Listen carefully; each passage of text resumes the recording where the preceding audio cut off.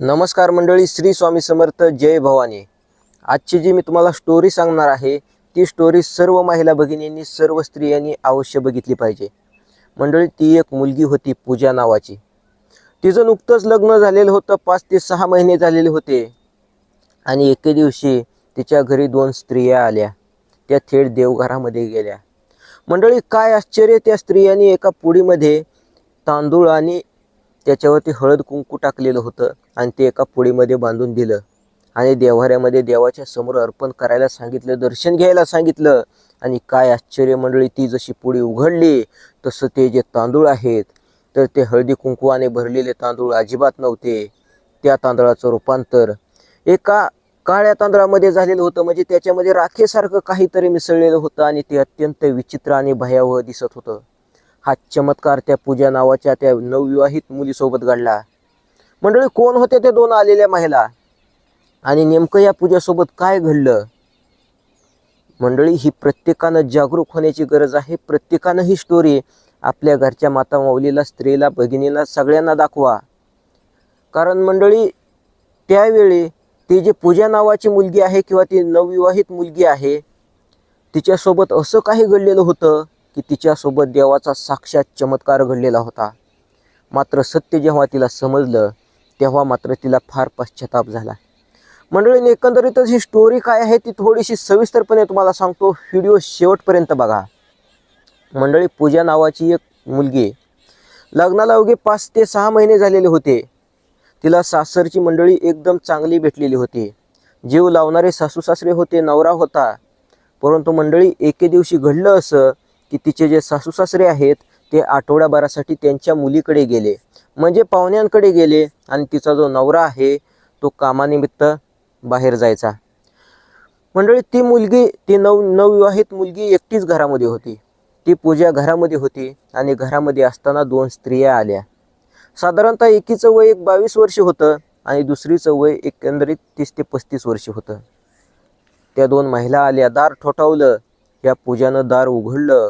ती बघते तर काय, त्या समोर आलेल्या महिलांच्या गळ्यामध्ये कवड्याच्या माळा, कपाळाला भलं मोठं कुंकू लावलेलं होतं आणि त्या कुंकुवाचे ओघळ घामाने त्या महिलांच्या नाकावरती, गालावरती आलेले होते। आणि त्यांचं ते रूप अक्षरशः देवीचं रूप असल्यासारखं दिसत होतं। ही मात्र पूजा आहे। हिच्या मनामध्ये भक्ती जागृत झाली। खरं तर त्या 2 आलेल्या महिला होत्या त्या जोगवा मागण्यासाठी आलेल्या होत्या, आई तुळजाभवानीच्या भक्त। मंडळी, ही जी पूजा आहे हिनं त्यांना पाणी दिलं आणि बसायला सांगितलं। त्या महिला दोघी बाहेरच बसल्या आणि ती पूजा म्हणाली, थांबा, थोड्या वेळ तुमच्यासाठी चहा ठेवते। आणि ती पूजा किचनमध्ये गेली, चहा बनवला आणि तेवढ्यात त्या ज्या 2 महिला आहेत तर त्या बाजूलाच येऊन त्या देवघरामध्ये बसल्या। देवघरामध्ये बसल्या मंडळी, बघताय तर काय, त्या देवघरामध्ये आई तुळजाभवानीचा एक फोटो आणि एका बाजूला स्वतंत्र असा त्या देवीच्या रूपामधला श्री स्वामी समर्थ महाराजांचा फोटो। बघा मंडळी, श्री स्वामी समर्थ महाराजांचा स्त्री रूपामधला म्हणजे साक्षात जगदंबा रूपामधला एक फोटो आहे आणि तो फोटो त्या घरामध्ये होता। आणि ती जी पूजा नावाची नवविवाहित मुलगी आहे ती मात्र श्री स्वामी समर्थ महाराजांची भक्त होती। आई जगदंबेची, तुळजाभवानीची सुद्धा भक्त होती। मंडळी, त्या ज्या महिला आहेत त्या महिलांनी पूजाकडे बघितलं आणि बोलल्या, खरंच ग, तू या देवीची भक्ती करते, या स्त्री रूपामधल्या, या देवी रूपातल्या स्वामींची भक्ती करते, या स्वामी आईची भक्ती करते। म्हणून तर तुझ्या चांगल्यासाठी देवीने आम्हाला दृष्टांत दिला आणि तुझ्या घरी पाठवलंय बघ। फार मोठं संकट आहे तुझ्यावरती। बघा मंडळी, सत्य असं होतं की प्रत्यक्षात मध्ये असा काही चमत्कार घडलेला होता की त्या हळदी कुंकवामध्ये मिसळलेल्या तांदळाचं रूपांतर अक्षरशः त्या काळपट स्वरूपाच्या, काळपट रंगातल्या त्या तांदळामध्ये झालेलं होतं। हे सगळं कसं काय घडलं होतं, स्टोरी तुम्हाला थोडीशी पुढे सांगतो। व्हिडिओ तुम्ही शेवटपर्यंत बघा, अजिबात स्किप करू नका। मंडळी, त्यानंतर त्या ठिकाणी ती जी पूजा आहे ती बसली, थोडीशी घाबरलेली होती आणि विचारत होती त्या 2 महिलांना की काय संकट आहे माझ्यावरती, सांगा ना प्लीज, सांगा ना मला, काय नेमकं काय संकट आहे। तेव्हा त्या महिला बोलल्या की तुझं कपाळ उघडं पडणार आहे आता ती जी नवविवाहित मुलगी आहे पूजा नावाची, साधारणतः तिचं वय 19 ते 20 वर्ष.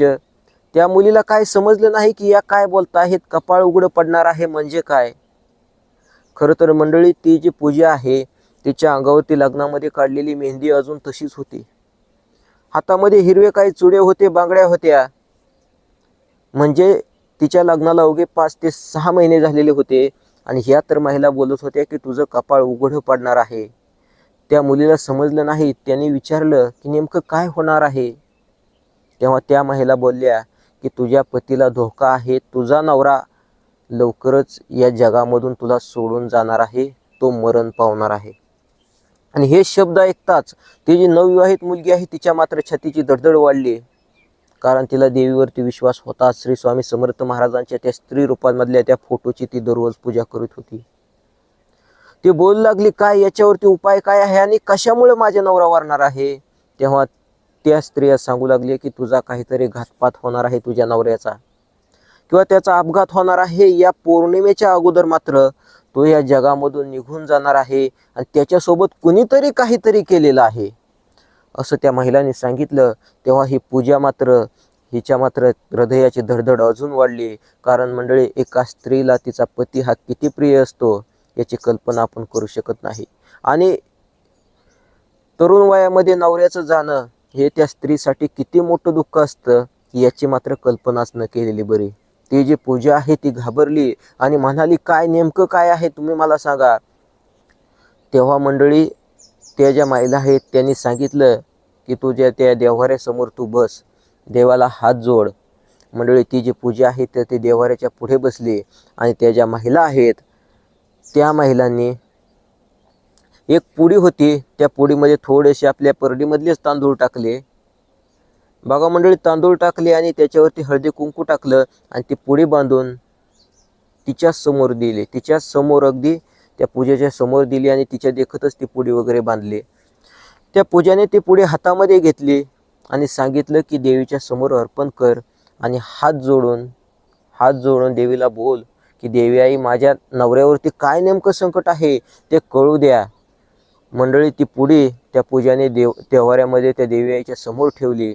डोळे मिटले आणि अंतःकरणापासून देवीला आर्त हाक दिली की देवी आई, माझ्या नवऱ्यावरती काय संकट आहे ते संकट टळू द्या आणि नेमकं काय संकट आहे ते समजू द्या. मंडळी, तिने हात जोडून काही 1-5-4 सेकंदानंतर डोळे उघडले आणि त्या ज्या 2 महिला होत्या त्यांनी सांगितलं की बाळ, ती पुडी आता घे आणि उघडून बघ. मंडळी, त्या पूजानं ती समोर असणारी पुडी उघडून बघितली. बघते तर काय, तिला धक्काच बसला. मंडळी, ज्या पुडीमध्ये तिच्या देखतच तांदूळ आणि हळद कुंकू वगैरे लावून ते तांदूळ ठेवलेले होते, ते तांदूळ मात्र आता काहीतरी राख मिसळल्यासारखे, भस्म मिसळल्यासारखे काळपट झालेले होते. या पूजाच्या छातीची धडधड अजूनच वाढली की नेमकं काय संकेत आहेत. तेव्हा त्या महिलांनी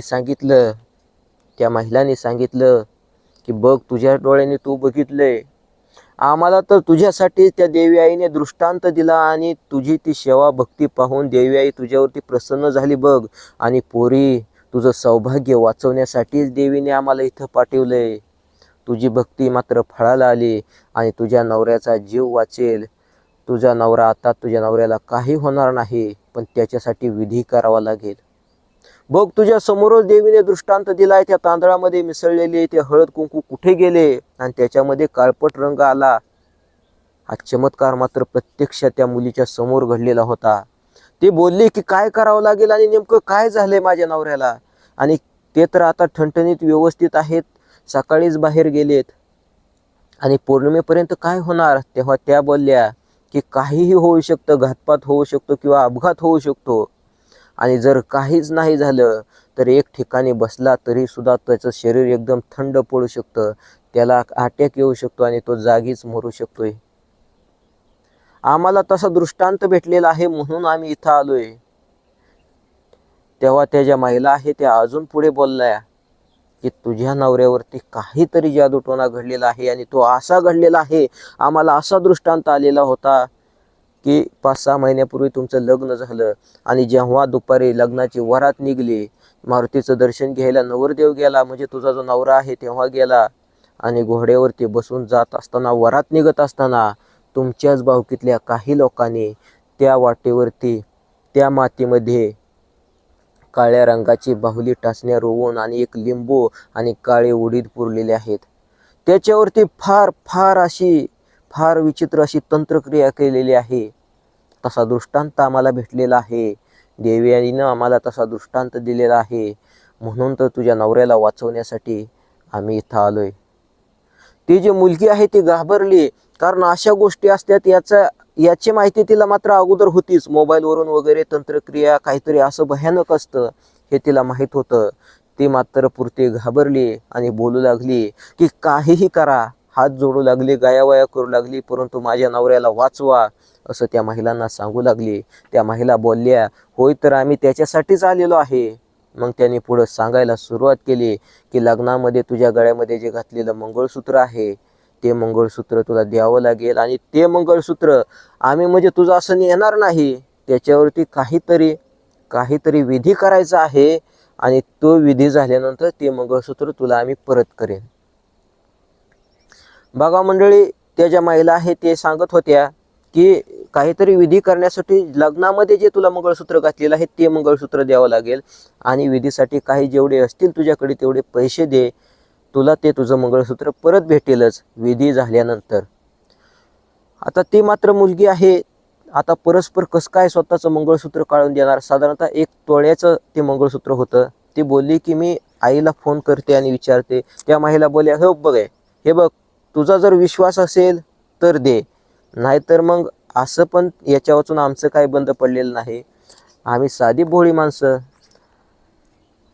आई भवानीनं आम्हाला कौल दिला, आई भवानीनं आम्हाला दृष्टांत दिला की ह्या पोरीचं कुंकू, ह्या पोरीचं कपाळ वाचीव, म्हणून आम्ही इथं आलोय. तुझी मर्जी नसेल तर आम्ही आत्ता जातो बाई, अशा म्हणून त्या महिला उठू लागल्या. मात्र ही जी पूजा आहे हिच्या मात्र जीवाची कालमेल होत होती, तगमग होत होती की खरंच आपल्या नवऱ्यावरती असं काही झालेलं असेल का. आणि प्रत्यक्षात मंडळी तिला चमत्कार अनुभवायला असा भेटलेला होता की त्या देवघरामध्ये बसल्यानंतर त्या पुडीमध्ये कुंकू आणि हळदीमध्ये ते बांधलेले तांदूळ, त्यांचा मात्र रंग असा काळपट झालेला होता, आणि हा चमत्कार मात्र तिनं प्रत्यक्षपणे बघितलेला होता. याच्यामुळे ती पुरती घाबरली आणि बोलली, घ्या मंगळसूत्र घ्या.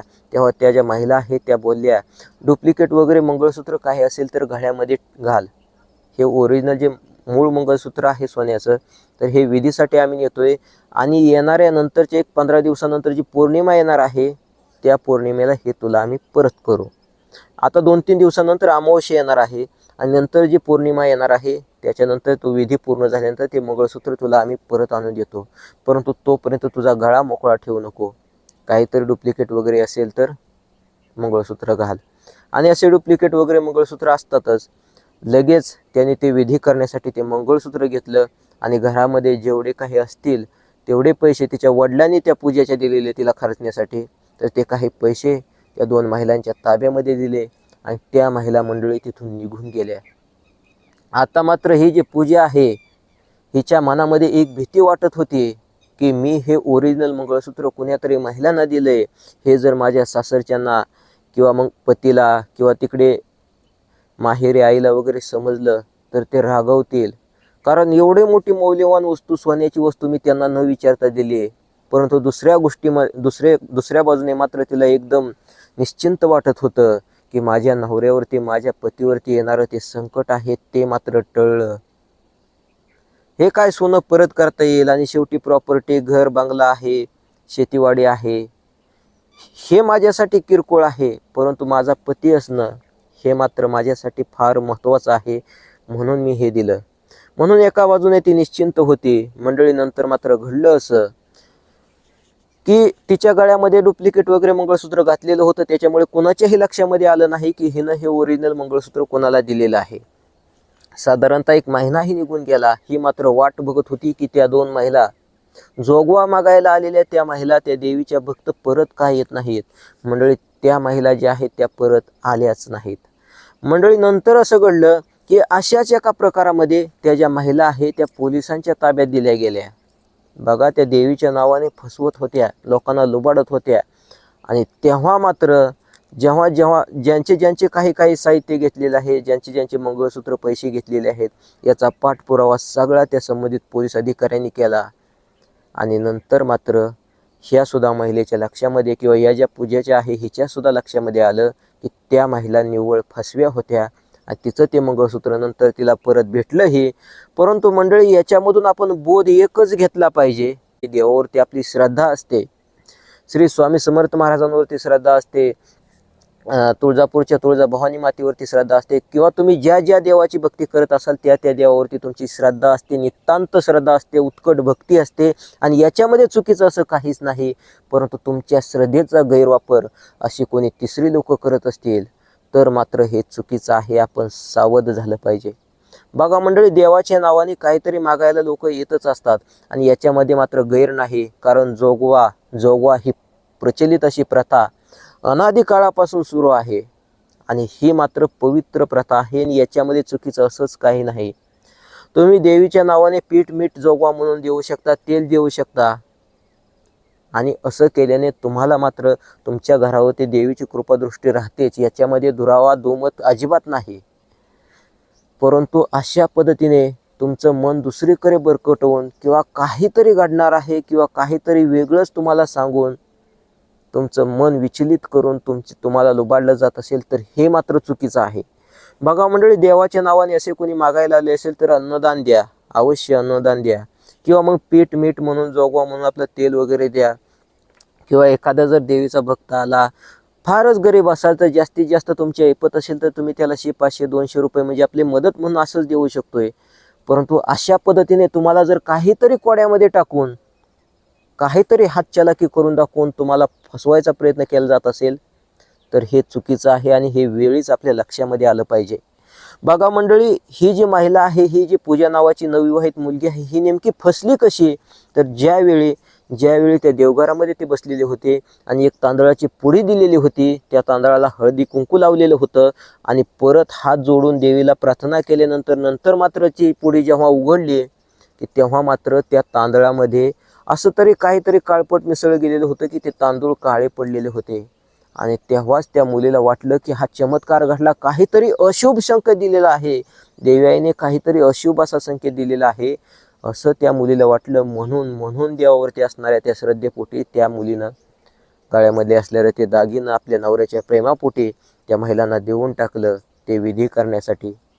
बघा मंडळी, याच्यामध्ये त्या 2 आलेल्या त्या महिला होत्या, त्या देवीच्या भक्त जोगवा मागायच्या नावाने. तर त्या महिलांनी त्या पुडीमध्ये तांदूळ आणि हळद कुंकू देत असताना काहीतरी हातचलाकी केलेली होती आणि त्या देव्हाऱ्यामध्ये म्हणजे त्या घरामध्ये असणाऱ्या त्या देवघरामध्ये ती पुडी ठेवल्यानंतर ती मुलगी जशी देवाचं दर्शन डोळे मिटून घेत होती तेव्हा क्षणार्धामध्ये त्या महिलाने हातचलाकी केली, ती समोर ठेवलेली पुडी काढून घेतली आणि दुसरीच पुडी त्या ठिकाणी ठेवली की ज्या पुडीमध्ये त्या तांदळामध्ये काहीतरी काळपट रंगाचं मिसळलेलं होतं.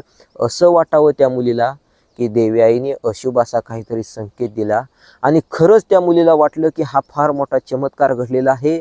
परंतु देवी आईने मात्र हळदी कुंकू मिसळलेले जे तांदूळ होते त्याचं रूपांतर अशा काळपट पडलेल्या तांदळामध्ये केलं. म्हणून ती मुलगी घाबरली आणि गळ्यामध्ये असणारं मंगळसूत्र ते विधी करायच्या नावानं त्या महिलांना दिलं आणि ते मंगळसूत्र मात्र कायमस्वरूपी लुबाडायचा, पळवायचा त्या महिलांचा प्लॅन होता. बघा मंडळी, सतर्क राहिलं पाहिजे, जागृत राहिलं पाहिजे. ही जी तुम्हाला स्टोरी सांगितली ही जरी थोडीशी इमॅजिनरी स्टोरी वाटत असली तर सत्य मात्र असं आहे की अशा प्रकारच्या घटना या समाजामध्ये घडत आहेत, हे वास्तव आहे. सध्या तुम्ही पोलीस दप्तरी जर गेलात तर पोलीस ठाण्यांमध्ये पोलीस दप्तरी अशा प्रकारच्या केसेस किंवा अशा प्रकारची प्रकरणं ही नोंदलेली गेलेली आहेत. अशी अनेक प्रकरणं बघायला भेटतील. बघा मंडळी, अशा प्रकारे देवाच्या नावाने कोणी मागायला येत असेल तर आवर्जून द्या, भरभरून द्या. देव तुम्हाला काहीच कमी पडणार नाही. अन्नदान करा, पीठ मीठ द्या, तेल द्या, तुम्हाला काहीच कमी पडणार नाही. तुमच्यावरती देवाची कृपा कायम असेल. परंतु अशा पद्धतीने जर तुम्हाला कोड्यामध्ये टाकून तुमच्यावरती काहीतरी वेगळंच असं आहे किंवा कोणी करणी केली आहे, याच्यामधून तुमची मुक्तता करतो असं सांगून तुम्हाला कोड्यामध्ये टाकून जर कोणी लुटायचा प्रयत्न करत असेल तर वेळी सावध व्हा, सतर्क व्हा. कारण आमच्या महिला भगिनी आहेत तर अशा गोष्टीमध्ये इतक्या वाहून जातात, इतक्या हे होतात त्यांना अजिबात आपण करतोय काय याचं सुद्धा भान राहत नाही. कारण अशा प्रकारची हातचलाखी त्या तशा लोकांनी केलेली असते आणि याच्यामुळे मात्र अशा गोष्टींच्या या सापळ्यामध्ये आपल्या महिला वर्गातल्या आपल्या महिला भगिनी ताई या गुरफटून जातात आणि याच्यामधून अक्षरशः त्यांना शेवटी भेटतो तो म्हणजे फक्त पश्चाताप. म्हणून सावध व्हा, सतर्क व्हा. तुमच्यासाठीच हा व्हिडिओ खास बनविला. धन्यवाद. भेटूया पुढच्या एखाद्या नवीन व्हिडिओसोबत. श्री स्वामी समर्थ. जय भवानी.